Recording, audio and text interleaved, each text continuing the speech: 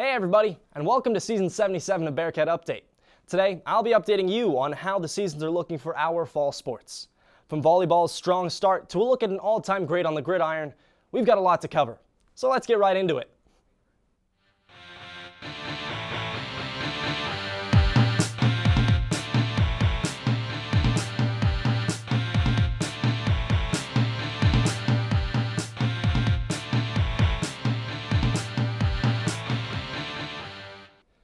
The volleyball team finished their tournament slate this weekend at the Prairie Stars Classic in Illinois. On Thursday, the Bearcats extended their win streak to 3 with a 3-0 sweep over Illinois Springfield. After a close 25-23 win in set 1, Northwest dominated sets 2 and 3, both by scores of 25-14. Ella Caffrey led the way with 30 assists, 8 digs, and 6 kills. On Friday, Northwest's streak came to an end with a tough 3-0 loss to Maryville. The Bearcats dropped a hard-fought first set, 29-27, and struggled to regain that momentum. Despite a late push in the third, Maryville closed it out 25-21. The Bearcats now sit at 6-3 overall as they turn their focus to the MIAA play next weekend, with road matchups against Washburn and Emporia State. For more on volleyball, our crew member Hanna sits down with Coach Amy Woerth. The volleyball team has a 17-person roster this season after losing 7 of their seniors and gaining 6 new players. Head coach Amy Woerth talks about what that has been like for her team. I think it's fun to inundate someone into your program, and they've done a great job being great listeners and understanding and wanting to get better, so that's on their side has been awesome. But our upperclassmen have really stepped up and served them and just try to get everyone on the same page. After being predicted 6th place in the 2024 season, then placing 5th by the end of it, this year the team battles the same 6th place prediction. Coach Woerth explains how she is going to grow all aspects of her team. We've had times where our offense has been on, but our serve and pass has been off, and then times when our serve and pass has been on and our offense has been off. We just made too many errors. So I think they've learned it's a balance that you got to find and get everything clicking on the same cylinders. It's kind of like football when you want all 3 phases to be going at the same time, whether it's offense, defense, and special teams. For us, we're still working on making that a reality, that we can put together a product where everything's going and clicking at the same time. That's why you have preseason tournaments, to get those things under order and understand how to make them work and impose your will on another team. Coming off the road with a 6-3 record, Cassidy Mowinkle leads the attack by kill, Ella Caffrey leads the sets by assist, and Ellery Layring leads the serve by serve ace. The offense is clicking faster than anticipated. When you look at where we are when it comes to our offense and how we rank compared to the other conference schools in the offensive stats, we're where we need to be. We're in the top 3, which is where we want to be. Because we want to win the conference, so we need to be in a striking distance from that 3-4. Some areas that we got to get better at is our defensive side, and placing emphasis on that so that we can raise our blocks per set, so we can raise our digs per set and get into that championship level. And then obviously the serve and pass side is always a challenge of trying to see who controls the game in the serve and pass side, because that's queen of the court. You know, whoever controls the ball the best usually wins. Head coach Amy Woerth is calling to all of Bearcat Nation. For our first home game weekend, it's really important. We just need crowd support. We need fans. We don't get a weekend off when it comes to the conference play, because that's how tough the MIAA is. It's a grueling schedule. And the first weekend we have Washburn and Emporia coming into, the first home game we have Fort Hays and Kearney coming in, and we just need as much support as we can, because it just helps to fill up the gym and to have those voices lifting us up. So we're just excited for our first home game, and I would call to the fans who's watching to come out and support us and see what volleyball is all about. The girls' first home game is October 3rd and 4th. Be there and show out. Back to you at the studio. Thanks, Hanna. The soccer team split 2 recent matchups, grabbing a 3-1 home win over Southwest Baptist on Wednesday before falling 5-1 in an exhibition at Division I Oral Roberts on Saturday. Against SBU, Northwest came out firing, with Margaret Madden scoring in the 7th minute off an assist from Yemena Arnau. Nora Euler and Mackenzie Jordan added goals late in the first half to give Northwest a 3-0 lead at the break. SBU responded early in the second half, but the Bearcats held firm for the 3-1 win. Lily Ellis made 9 saves in the match in Saturday's exhibition. Oral Roberts controlled possession and outshot Northwest 33-6. Despite Ellis's 13 saves, ORU was able to net 5 goals, including 2 quick strikes in both halves. Junior McKenna West scored the lone goal for Northwest in the 76th minute. The Bearcats now turn their focus to the upcoming MIAA schedule. For more on soccer, our crew member Rayna sits down with Lily Ellis. I'm Rayna Wozniak with Bearcat Update, and today I talked with Lily Ellis about things that go through her mind before a big game. Honestly, just trying to get really focused on the game. I would say trying to calm myself down. I pray a lot before games just to get my mind right, kind of put my purpose bigger than just this game. It really helps me to just lock in. Being a senior, more leadership comes on and off the field, and she has stepped up to take a bigger role this season. I would say I've taken on more of an official leadership role. I feel like I've always been kind of a leader on the team. I mean, just with my position, I have to be a leader. But this year, I got voted captain.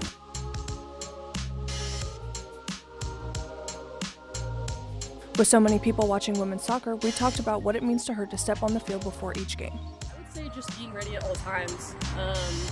Even when the game's slowing down, even when we're up 3-0, like you never know when a shot could come and you have to be ready at all times. And I feel like that's one of the most difficult things to just focus on is just being locked in 24/7.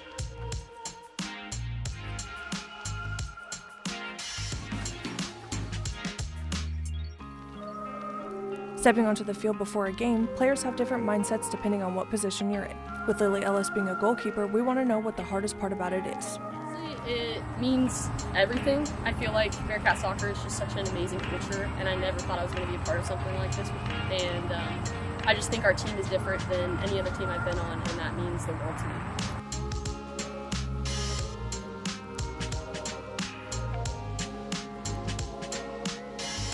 She's coming up on 300 saves for her career. Be sure to look out for that big milestone. While Bearcat soccer has different meanings, Lily tells us in one word what it means to her.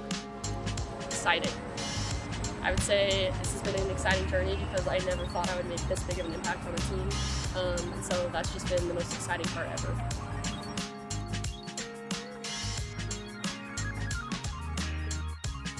This has been Rayna Wozniak with Bearcat Update. Back to you guys. Thanks, Rayna. The football team earned a hard-fought 21-14 road win over Missouri Southern on Saturday, improving their record to 3-1 overall and remaining undefeated in the MIAA. Deshaun Porter led the way with 98 rushing yards and 2 touchdowns. His first score came just before halftime, set up by a wild 44-yard ricochet catch from Andrew Waltke. Porter added his second touchdown score early in the fourth to give Northwest a 14-7 lead. Quarterback Chris Runke later connected with Dominic Myers for a 25-yard touchdown to extend the lead to 21-7. Missouri Southern answered back with a late 62-yard score, but couldn't quite recover the onside kick. The Bearcats had a lot of good things happening on the defensive side of the ball as well. They came up big with 2 interceptions from Antoine Jenkins and Clayton Power and held Missouri Southern to just 75 rushing yards. Northwest returns home Saturday to face Central Oklahoma for Family Weekend. When we come back, Wiley Ray and Olivia Wallace will bring us more on football in the first ever edition of Weekend Sports Report. We'll be right back. What's up, you guys, and welcome to a brand new season of Nerd Central. What's up, Corby? What, you didn't get the memo? No. New season, which means new uploads, new crew, new host. What? No, I didn't get that. Get on out of here. Now that he's gone, let's bring in the crew. Whoa! Hey, settle down, everyone. We're gonna make sure this is a great season for the folks at home, because you're watching Nerd Central. Welcome to the Weekend Sports Report. I'm your host, Olivia Wallace. We're going to jump right into it. Cue the intro.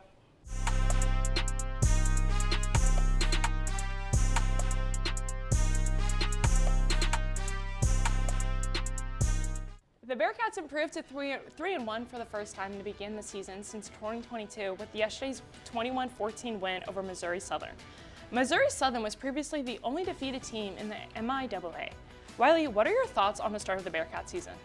You know, Olivia, when you really look at how this season is played off for the Bearcats, a lot of people would have thought with that loss to Minnesota State Mankato, that really was going to raise a lot of question marks. We talked about this with basketball season and head coach Matt Keeley, that, you know, under the first season, you have to expect some grace. You have to give some grace. You have to give some leeway. And right now, Coach Mack is really asserting dominance here in the MIAA, and even hearing him talk yesterday with John Coffey and Matt Tritton after that Missouri Southern win was really nice to hear, and how the team's ready to go already next week against UCO. Yeah, one of his quotes that really stands with me is he wants to chase perfection, and it's really, I feel like that quote is probably the motto for Bearcat season this year, and just how they played against Texas A&M Kingsville, that was beautiful. It was hot, but it was beautiful. What are your thoughts on that game? You know, you look at a little bit of the trickery. That was the biggest thing that stuck out to me. Is I'm a big fan of trickery when it comes to football, and even just comes to some sports. And you just look at how they brought that trickery, and they brought it with full energy, and they sat there and they engaged it. It wasn't sloppy, it wasn't messed up. You can tell it wasn't the first time they ran that play, and that's really the biggest thing we're going to see under the Coach Mack regime, is we're going to see something different every time. And that's one thing that I really like, is in that first week, you see things that, you know, may have looked sloppy like you mentioned, but when you look at yesterday's game against Missouri Southern, Bearcats with 2 penalties to the Lions 9. So really, perfection is in the game for the Bearcats right now. Yeah, just like, their offense looks so good. Zachariah Owens, he passed for team high. Also, Chris Runke only had 2 yards against Texas A&M Kingsville. Also, redshirt freshman Quincy Torrey getting some reps in. That was beautiful to see and really astonishing to execute. What's your thoughts on Quincy Torrey? Yeah, Quincy Torrey getting 11 touches in yesterday's win against Missouri Southern. And Coach Mack really going to that freshman and Torrey and sitting there and go, hey, I want to get you more touches. I can see that you're starting to do things, and even giving Dominic Myers some rest. He had 98 yards on the ground yesterday, 2 shy of that century point. But going back to Torrey, 47 yards and 11 carries for that freshman. And that's truly the future of Bearcat football here with Coach Mack. Yeah. For more football's oncoming game against Central Oklahoma, our crew member Jackson Phelps gives us the Bearcat breakdown. Hello and welcome into Bearcat Breakdown. My name is Jackson Phelps, and today we are going to be taking a dive into next week's game against UCO on Family Day. Coach McMenamin is looking to build off of his first home win versus Texas A&M Kingsville, where the offense looked great and how Bearcat fans envisioned McMenamin's offense. Taking a look into this matchup against UCO, it'll be the second home game for Bearcats on Saturday at Bearcat Stadium. UCO had a big MIAA victory over number 13 ranked Pitt State, winning 27-24. The Broncos were led by Jalen Cottrell, and the rushing attack is once again a top 5 rushing offense in the MIAA at 2 behind Northwest. The rushing offense is a staple of former Bearcat coach and now Bronco head coach Adam Dorrell. The Bearcats are once again going to be tested along the defensive line. A couple names to watch for the Bearcats are sophomore Jordan Pegram, who made his mark for Northwest against Washburn, tallying 3 sacks. Senior Clayton Power is another to watch out for heading into his senior year. He has been a monster, coming off his second All-MIAA season and was 6th in the MIAA in sacks with 5.5. Power also collected 7 total tackles against Minnesota State in Week 0. Both of these guys are going to have to be on their A game if they want to control the run game on the Broncos. Taking a look at the Bearcat offense, Coach Mack has been rotating through his quarterbacks in senior Chris Runke and redshirt freshman Zachariah Owens.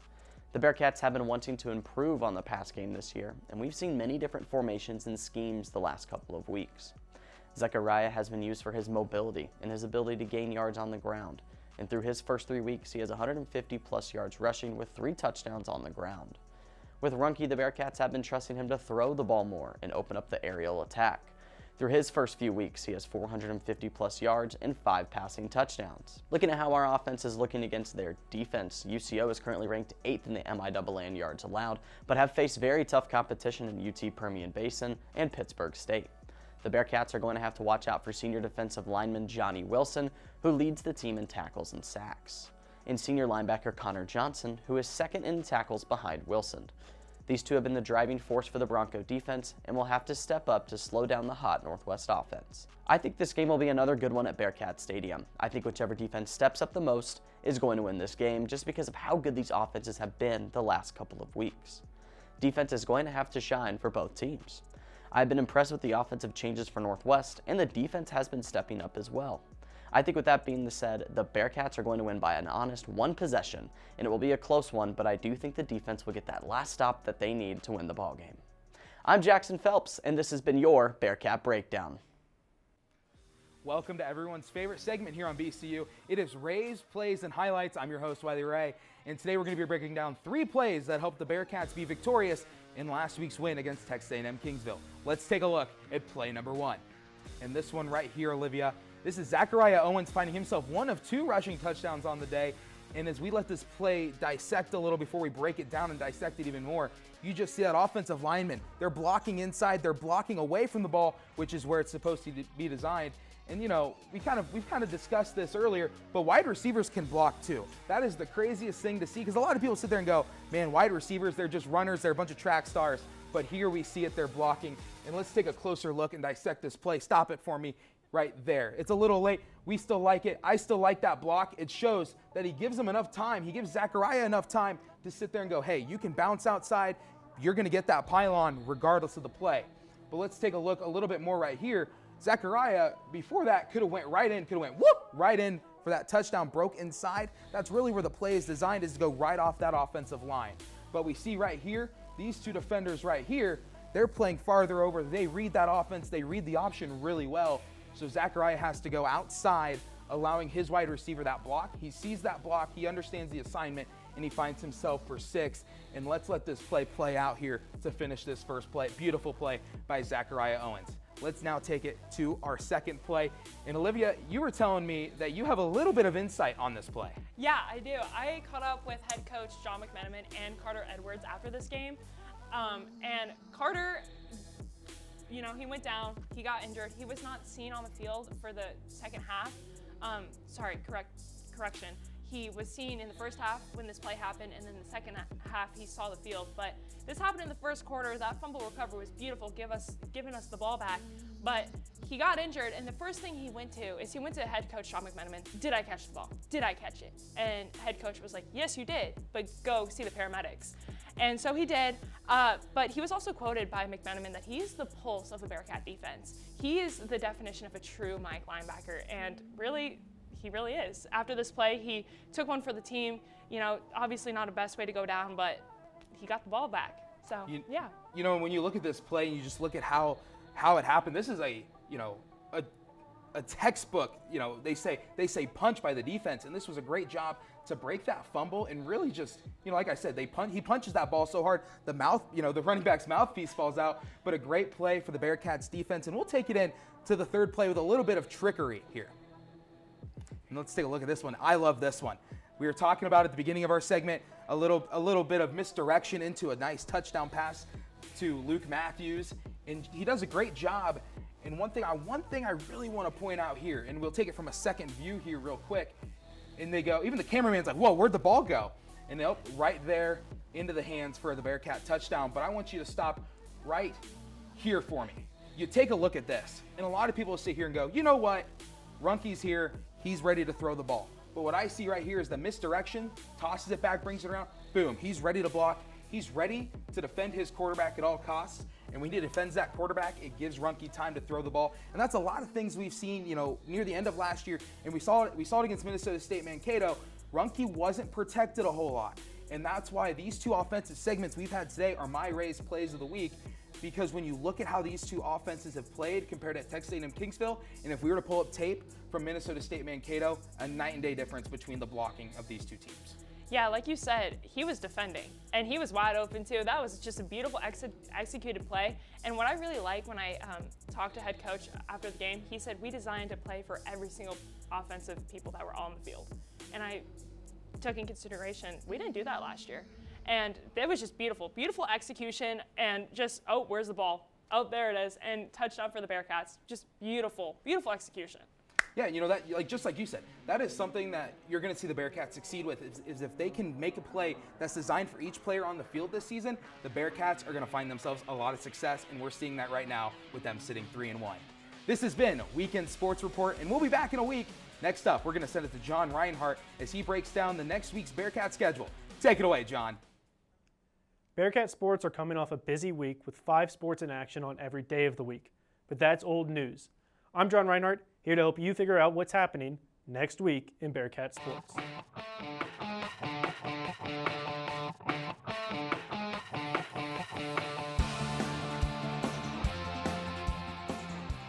On Saturday, women's tennis finished up the trip to Edmond, Oklahoma while taking on the ITA Central Regional Championships.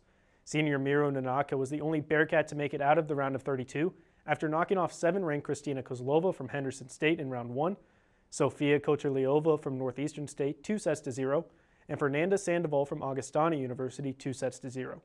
Miro Nanaka then took on the number 1 seed Pete Komada, where she fell in straight sets 6-1, 6-2. The women's tennis team will be off for another week before Minnesota State comes to town on Sunday. Men's tennis is also going to be in action next week as well with their own rendition of the ITA Regional Championships, this time in Topeka, Kansas. Men's tennis won't be the only squad in action Thursday. They won't be the only squad in action in Topeka either. Volleyball will hit the road to take on the Ichabods at 6 p.m. Bearcat Volleyball is 6-3 on this season and is looking to start off the conference play on the right foot after dropping the final game of the Prairie Star Classic 0-3 to Maryville. Washburn will be a tough draw to start off conference play though, finishing 2024 ranked 24th in the country, but Northwest had success last year going 2-1 against Washburn, including knocking them out of the MIAA tournament in the first round. Volleyball will continue their Kansas road trip on Saturday at Emporia State, who is currently on to a hot start of the season at 9-2, and will be another early season test to start off the conference slate. The Bearcats will need to continue to follow in the footsteps of senior Cassidy Mowinkle, who leads the team in kills this season with 88. Football will finish off Saturday with a matchup against a strong Central Oklahoma team who's number 15 in Division II, and although they're a team who have started their season 1-1, they've knocked off the number 18 team in the country, the Pitt State Gorillas. The Bearcats themselves are coming off a win against the stout defense from Missouri Southern, and the Northwest quarterbacks were a combined 11 for 19 for 140 yards, 1 touchdown, and 1 interception, but the defense stepped up, including Zygmunt, with 8 tackles and 1 pass breakup. Central Oklahoma was a big part of last year's struggles for the football team, but under this new McMenamin offense, Chris Runke is looking to put up another 300-plus yard game, and although the defense is revamped, senior defensive back Shane Fredrickson is looking to limit the Poten Brahmas offense to fewer than 48 points. For Bearcat Update, I'm John Rinehart, bringing you next week in Bearcat Sports. Hey, it's halftime. If you like what you see, make sure to like, subscribe, and click that bell to be first to know when we post new content. When we come back, we'll take a look into Bearcat history. We'll be right back. Whoa, hey, didn't see you there. So you want to know how we run KNWT? Let me show you. We strive to improve content week to week. From weekly entertainment to award-winning documentaries. We have a little something for everyone. How do we show this creativity? Creative Services. Welcome back to Bearcat Update. Let's take a look into some Bearcat history. Northwest football has a rich history of great players donning the green and white. Among all these Bearcats, past and present, former defensive tackle Aaron Becker stands out as an all-time great. Becker anchored the defensive line from 1996 to 99, earning 3 first-time All-MIAA honors and contributing to 2 back-to-back national titles. For more on Becker's career at Northwest, our reporter Cayden Simpson takes into Bearcat past. Ladies and gentlemen, today I want to share the story of Aaron Becker, a true Bearcat legend from Northwest Missouri State University. Becker's name invokes excellence, leadership, and a legacy that continues to inspire athletes today. In 1996, Aaron Becker joined Northwest Missouri State as a defensive end. Over his time with the Bearcats, he became one of the most decorated players in Northwest history. He was named All-American twice and first-team All-MIAA 3 times, helping his team to 4 MIAA championships, but perhaps most memorably, Becker played a key role on the squads that won back-to-back national championships in 1998 and 1999. Becker tells us what it means to be a Bearcat in an interview at the MIAA red carpet celebration for Hall of Fame inductees. It's who we are. I mean, there's a culture up there, and when you sign on the dotted line to play for Northwest, I think there's some expectations, and there's a lot to live up to, and it's not just how we carry ourselves on the field, it's how we carry off the field, and then also when we're done playing. I think it's something that we always represent. Aaron Becker showcased who he was on and off the field, and statistically his impact is still felt. He ranks 3rd all-time in Bearcats history for tackles for loss and 8th all-time in career sacks. That's a testament not just to moments of brilliance, but consistent high-level performance. Aaron Becker shares what he believes led to the Bearcats' success in 1999 and 1998. I mean, it's really remarkable, I think. There seems to be ups and downs with every program, and Northwest the last 20 years is just their consistency has been amazing. I think we had it a little bit easier rising up to the top, and it's that much harder to stay on top. I think they do a great job up there, kind of keep our people. So AD was the coach after Coach T and Bostwick passed, and we keep hiring within and keep it going. Aaron Becker isn't just remembered for numbers, he was known as a leader on and off the field, part of a strong family tradition at Northwest. Aaron Becker talks about the kind of fight his teammates and he brought into the game every week. Definitely. I mean, I always say Texas A&M Kingsville, it was a semifinal game in '98. You know, we were obviously a good Division II football team, and when we saw them, we didn't know what we were getting ourselves into, but I think that game is one of the games that you can look at and say it's not how a team looks on the field. It doesn't matter the athletes and the players they have. It's a team game. It's a team sport, and I think that's what we were. We were just a very good team. We played well together. I mean, if you put us next to each other with their team, I don't think you'd probably pick them 9 out of 10 times. But we had a great team, and I think that's what Northwest is. Aaron Becker's journey reminds us that greatness isn't only about awards or stats, it's about perseverance, leadership, and using your success for the benefit of others. From dominating the field to protecting communities, Aaron's story is one of a legacy, not just of the records, but of integrity. Thank you. Well, that's all the time we have for today. I'm your host, Hayden Lavaley, and this has been Bearcat Update, the provider of complete coverage of Northwest sports. We're live every Sunday at 2, but you can find us on YouTube at KNWT-TV. Along with Bearcat Update, you can watch KNWT's other content. Thank you for watching. We'll be back in no time.